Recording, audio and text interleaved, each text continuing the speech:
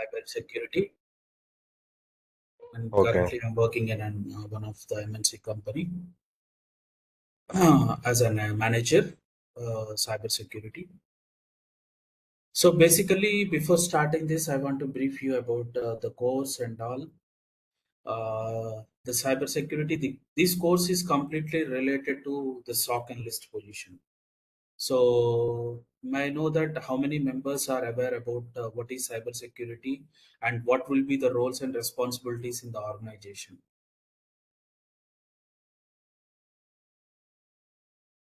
So basically, I mean, like before to start this, just I want to know what you know about cybersecurity and what you are thinking in terms of cybersecurity will be doing in organization point of view.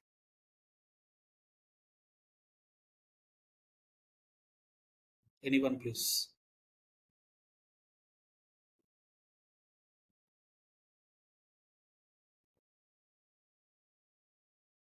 Srinivas Chaitanya Sheikh. Yes, Sridhar. Yeah. In my point of view, I'm thinking about cybersecurity means it's an protect of systems like malwares, virus uh, in application. Okay. Like Okay. yeah, Yes. Good. Absolutely, that is right. So, do you have any idea how you are going to protect? no idea, Sridhar. Okay. Fine. Right. Great. Any other answer? Right. Especially, I mean, like what Srinivas said, that is right. So, when I talk about cybersecurity in terms of an organization, we guys will be protecting the organization environment from cyber attack. So, as we know that what is cyber attack, how it will be generated. So, there are different cyber attacks we know. For example, the most common attack we know that is password, like another one email solution, brute force attack, ransomware attack, social engineering attack. These are all the different types of attacks we are going to have. Now, we are not sure how the attack is going to be happen in terms of an organization. We, as a cybersecurity, we need to protect the environment. Obviously, not only protect, we will be searching some threats inside the organization or searching some information related to organization outside the environment. For example, now many of the peoples, if I say that, I don't want to say that this is lack of knowledge or kind of stuff, because nowadays, I mean, like every person know about the digital environment, every person know about the cyber crimes, how the cyber things is going to be happening. Of course, to say common thing, as we know about the digital environment and cyber things, but for example, if nowadays you have seen many of the examples related to that junk calls, so someone will be calling. Recently, I guess in the news also you have been seen that few of the members are keeping the Telangana and AP DGP photos, and they are calling over the internet and they are threatening us. Don't you think that that is a cyber crime? That is one type of crime. Obviously, we are not sure what the intention it is. There are different type of intention peoples. One, they will be searching with cyber crimes. They will be searching with I mean, like they will be threatening us for money. Obviously, whatsoever anything we are done, that will be interlinked with money. They will be asking some information about us, or they will be demanding some money in different ways. And apart from that, as we know that many of the cases recently, one more threat is been coming into the picture, that that is a known one. How they are coming in the sense, so they are choosing a platform called e-commerce. What they are doing, they are packing something, a product, and coming to your home and asking that, "Hi, uh, I'm from Amazon. I'm from Flipkart. It has been delivered to your name." Obviously, they know your name, they know your mobile number. They came to you. Unfortunately, you haven't been ordered anything from your side. Then you say that, okay, I haven't ordered anything, but I don't know how this is. You will be saying, but they will not leave you. They will say that, okay, fine, then we'll cancel this order. Then they will ask that, okay, we are going to cancel, you will be receiving an OTP. In some cases, what we will be doing, we are not much enough. I mean, like, we are not in a trance to that, think that, okay, this is fake or something, that they are trying to hack or trying to uh, get the information from us. When they say that, okay, we say that, okay, and if we say the OTP, then what happens? Automatically, some amount will be deducted from our account after few seconds. In this, in a normal common scenario point, if we haven't been ordered anything from our side, why we need to say the OTP? This is the common point. Obviously, many people, even educated, the people who are in terms of aware about the cyber crimes, also doing these type of mistakes. So in the same way, in organization, many of the people will be doing such kind of mistakes. That mistakes leads to cyber attack. For example, if I say that, if someone is trying to access our account, how they will try to access our account? Any idea from anyone? Obviously, they know our account and they will be trying with the passwords. How the passwords they will be guessing? By our surroundings. For example, can I say that now we are four members, and I have my email ID as xyz@gmail.com. Then obviously the password will be our first name, surname, last name, or any combination with our college number, with our date of birth. If we are married, then marriage anniversary, child birthdays, father mother anniversaries, kind of thing. Do you agree? The passwords will be in this particular combination, or do we have any other?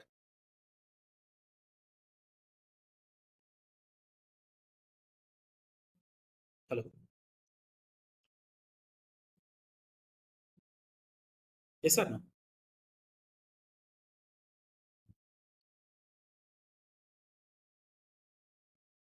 Am I audible?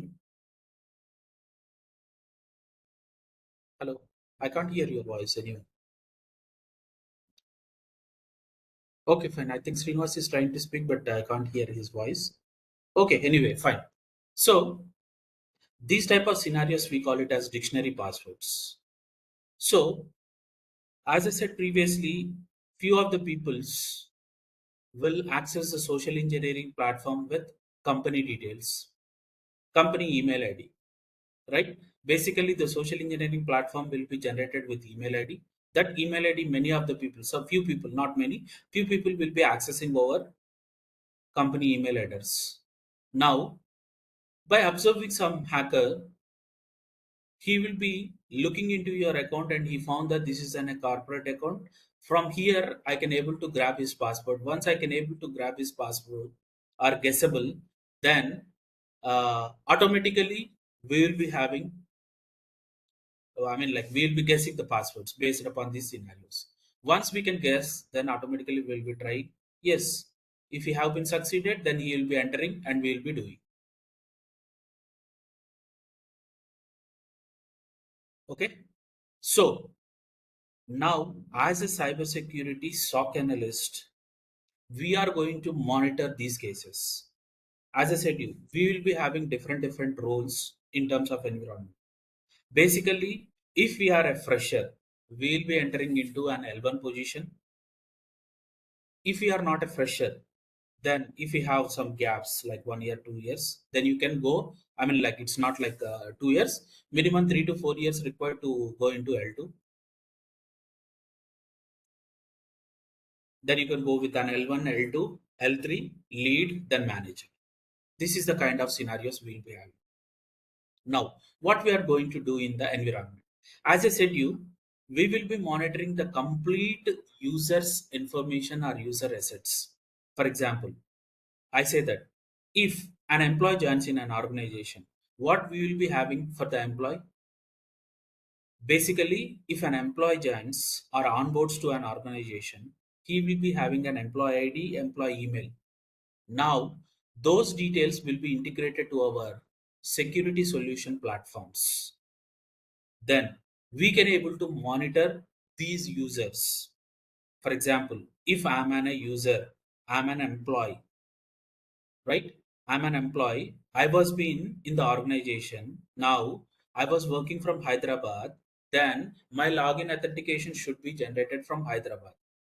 Now, in a daily aspects, if I am trying to log in from Hyderabad, unfortunately, then in some scenario, the login attempt has been happened from Russia or from Pakistan or from Israel, then obviously it is suspicious. We have to figure it out.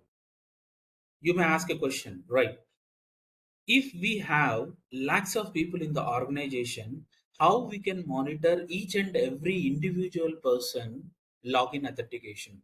Yes, there are two different criterias. First of all, in our security solutions, we will be mentioning the rules. Rules in the sense non-business country activity. For example, if an employee have an office in Hyderabad, Bangalore, Delhi, Noida, and US, Australia, Japan. But unfortunately, the login attempt has been happened from Russia. We don't have an office or location in Russia. Then obviously, we will create a rule to trigger such type of activities. Now, if any person has been accessing some kind of like what we call uh, tar exits browsers, different kind of browsers, automatically that also will detect by our security solutions. Based upon that, we need to investigate the scenario and we need to take it forward and we need to check the activities. Like this, we are going to investigate. For example, if user has received a phishing email, then we will be having a solution for related to email. We will be identifying. Do you know that if user receives any email, if he tries to click on that particular email, then we will know that how many clicks has been generated by that particular URL. Like how many members received that phishing email, how many members click that particular link. Then we need to investigate what this link is, where it is been redirecting, how we need to restrict. If required, we need to block it from the firewall level. These kind of stuff we need to do in terms of email. If at all, for example, if someone has downloaded from an unauthorized application from the site, then we need to check it out. What that exactly the file, as Srinivas said in the starting, we will be analyzing, we will be doing some malware analysis. Yes, we have to do the analysis of a file. What is that behavior? What exactly it is trying to do? Do you know that if a text file, have you ever heard about the schedule task? Anyone? Schedule task గురించి మీకు తెలుసా? Anyone?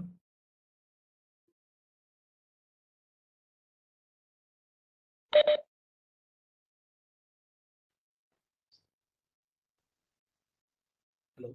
I think someone is speaking. Sheikh. Just you can paste in the chat if you are unable to. I mean, like say the answer. Just paste the chat. Place the details in the chat.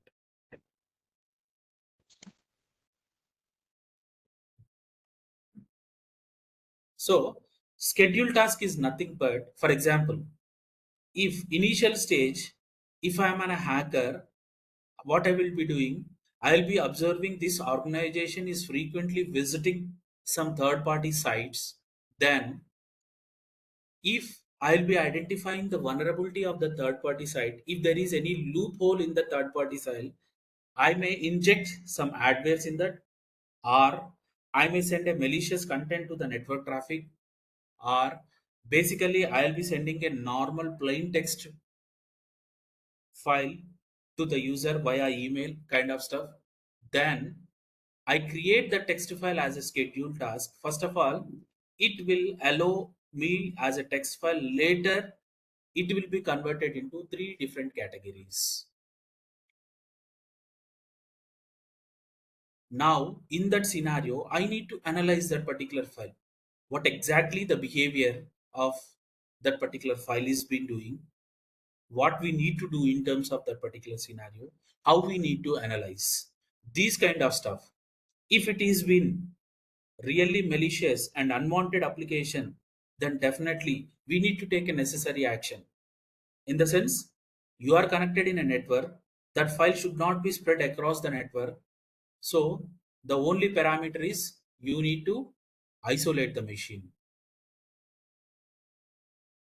so that you can't able to spread that particular file.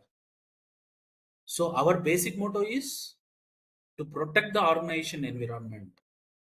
So for that, what the extreme level we have, we will be going there, and be clear that we are not going to deal with the ethical hacking. We are just learning the concepts of ethical hacking, and we are the counterpart for ethical hackers, because we need to be bit advanced than the ethical hacker. So obviously, sir, if we are counterpart of ethical hacker, then we would be knowing that what the hacker is trying to do. Yes, we should be aware how the hacker will be trying to enter into our organization, in which way, which parameters he is trying to get into the environment. For that, we will be learning some hacking skills via some websites, some cloud platforms, and mostly the cybersecurity is related to the practical part of scenario. When I talk about malware analysis, the examples, n number of examples, when you start analyzing, then only we will be getting more number of doubts, and we can able to hope that okay, this file is differing from other files. Then we can able to protect, we can write a rule, everything we will be seeing in the terms of our codes. For example, if any suspicious activity detected, so someone has reported, for example, Srinivas has some suspicious activity detected in the organization. Then someone requests to share his browsing history. Yes, we can able to collect all the browsing history data from his machine without his interference, and we will be analyzing what are all the sites he visited, how much time he spent on the site, what the content he downloaded in the site, everything we can able to see, and what are all the applications he installed in his machine. Many of the people from European continent, the guys will keep on installing gaming applications on weekends. On Monday we will be having bunch of alerts. What will be, we'll simply isolate. If an alert got triggered more than 2 to 3 times for a same asset with the different gaming names, will completely disable his account and will inform to their manager. This is the case he is doing. If he continues again, and will escalate to HR to take some actions on this. And not only in terms of browsing history. So we will be communicating via email, we will be communicating via Teams exchange. For example, someone is abusing some other persons via Teams chat. After sending a Teams message, if he deleted, even though we can able to retrieve that information and share to the respective team members. Like this, we are going to do the investigation. As a cybersecurity analyst, we need to not only concentrate on upcoming threats or the hacker is trying to enter into an environment. We should be in a position to investigate the scenarios. We should able to get retrieve the information in different scenarios, different categories. So all these things we need to do as an analyst, and definitely